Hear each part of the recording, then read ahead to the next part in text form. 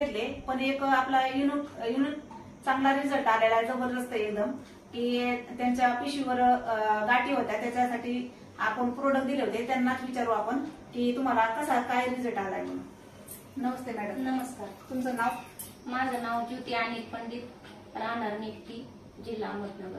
अच्छा. तुम्हाला काय प्रॉब्लेम होते? मला म्हणजे हार्मोन्स बॅलन्सचा त्रास होता, म्हणजे पाण्याच्या गाठी होता. मला डॉक्टरने सांगितलेल्या, ते म्हणले का तुमचं, माझं पहिले पण 2022ला ऑपरेशन झालेलं होतं, तरी पण त्यानंतर पण मला 2 वर्षानंतर परत हा त्रास व्हायला लागला.